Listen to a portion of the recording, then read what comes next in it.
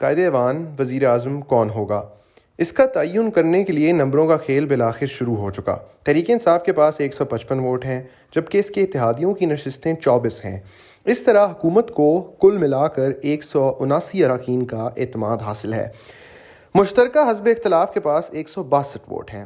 اگر کم سے کم 10 اراکین حکومت سے حزب اختلاف میں چلے جائیں تو اسے 172 کا جادوئی نمبر حاصل ہو جائے گا اور اس کے ساتھ ہی عمران خان گھر چلے جائیں گے۔ سوال یہ پیدا ہوتا ہے کہ اس بات کے کتنے اور کہاں تک امکانات موجود ہیں۔ حزب اختلاف کا دعویٰ ہے کہ تحریک کے کم سے کم 20 اراکین اسمبلی پہلے ہی رائے شماری کے دن فلور کراس کرنے کا وعدہ کر چکے ہیں۔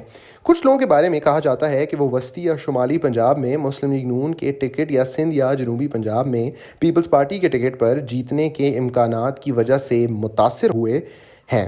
کچھ کی مٹھی بھی گرم کی گئی ہوگی۔ اگر اس دعوے میں نصف سچائی بھی ہوئی تو مارکے والے دن میدان حزب اختلاف کے ہاتھ رہے گا۔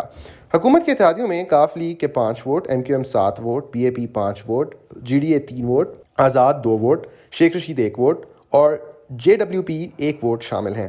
وہ سمجھتے ہیں کہ اگر حزب اختلاف نے تحریک انصاف کے اراکین کو توڑ کر اپنی گنتی پوری کر لی تو وہ خسارے میں رہیں گے، لہٰذا وہ سب اس حکومت کی شاخوں سے پرواز کرنے اور اگلی میں نشستیں حاصل کرنے کے لیے شرائط پر گفت و شنید کر رہے ہیں۔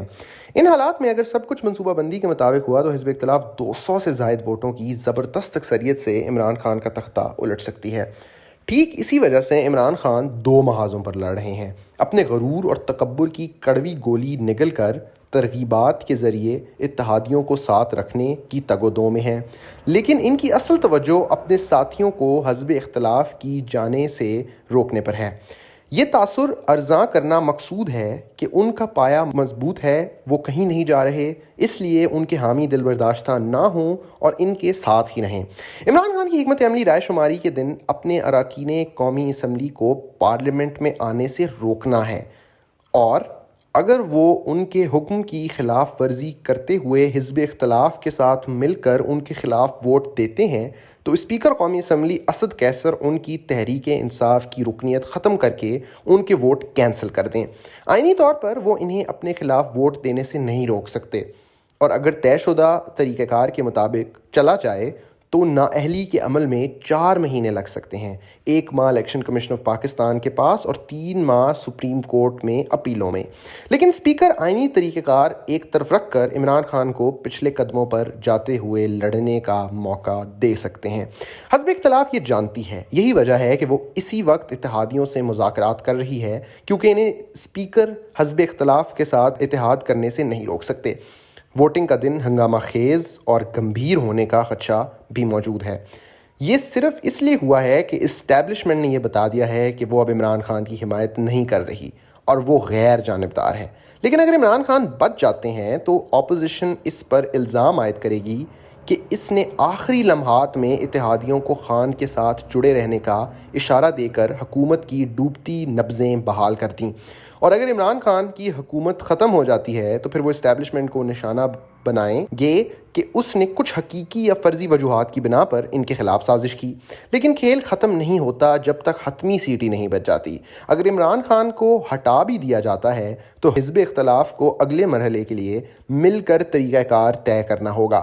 اسلام آباد میں اگلی حکومت کون بنے گا، یہ کب تک چلے گی، انتخابات، احتساب اور بجٹ قوانین میں کن اصلاحات کی ضرورت ہوگی، مختلف صوبائی اسمبلیوں کی قسمت کا کیا فیصلہ کیا جائے گا، ان کی سربراہی کون کرے گا اور یہ کب تحلیل ہوں گی، اسٹیبلشمنٹ کے اتحادیوں جیسا کہ Qaf league, M Q M, J W D, B A P وغیرہ کی مستقبل کے بندوبست میں کیا جگہ ہوگی۔ اگر ایسے نوکدار سوالات کا جلد جواب نہ تلاش کیا گیا تو تمام کاوش اکارت جانے اندیشہ موجود ہے۔ پھر اسٹیبلشمنٹ قدم آگے بڑھا کر ان معاملات کا حل نکالے گی اور اس میں ہر کسی کا نقصان ہو جائے گا۔ اب ہمیں اسد عمر کی طرف سے اطلاع دی گئی ہے کہ عمران خان ووٹنگ کے دن اسلام آباد کے ڈی چوک پر قبضہ کرنے، پارلیمنٹ کا گھیراؤ کرنے اور تحریک انصاف کے منحرفین کو اس میں داخل ہونے سے روکنے کے لیے اپنی یوتھیا بریگیڈ کو بلانے کا ارادہ رکھتے ہیں۔ اس کے رد عمل میں مولانا فضل الرحمان نے اپنے رضاکاروں کو حکم دیا ہے کہ وہ پارلیمنٹ لاجز میں جے یو آئی کے اراکین اسمبلی کو پولیس کے ہاتھوں ہراساں، اغوا یا گرفتار ہونے سے بچائیں۔ اگر پی پی پی کے جالوں اور پی ایم ایل این کے حامیوں کو میدان میں اترنے کے لیے اکسایا جاتا ہے تو پرتشدد جھڑپوں کی نوبت آ جائے گی۔ اسپیکر اسد کیسر اس انتظار میں ہے کہ ایسی کوئی صورتحال پیدا ہو تاکہ وہ پارلیمنٹ کو غیر معینہ مدت کے لیے ملتوی کر کے یوم حساب ٹال دیں۔ عمران خان کی دھمکیاں بھی خوب ہیں۔ گزشتہ نومبر سے جب اسٹیبلشمنٹ اور ان کے درمیان تناؤ پیدا ہوا اور جب یہ بیانیہ تقویت پانے لگا کہ اسٹیبلشمنٹ اپنی ساکھ بحال کرنے کی کوشش میں ہے، عمران خان نے اپنی روانگی کی حکمت عملی طے کر لی تھی۔ یہ مزاحمت کے 5 ستونوں پر مبنی ہے۔ 1، حزب اختلاف کو چوروں اور لٹیروں کے گروہ کے طور پر ہدف تنقید بنانا جاری رکھنا اور شور مچاتے رہیں کہ وہ حکومت میں کسی جگہ کے حقدار نہیں ہیں، نون کی ذاتی توہین کر کے انہیں اکسائیں۔ 2، امریکہ مخالف، مغرب مخالف، بھارت مخالف جذبات کا مقبول عام بیانیہ ارزاں کریں، چاہے یہ پاکستان کی خارجہ پالیسی کے مفادات کو شدید ذک پہنچائے، تاکہ وہ کہہ سکیں کہ انہیں ہٹانے کے لیے عالمی سازش کی گئی ہے۔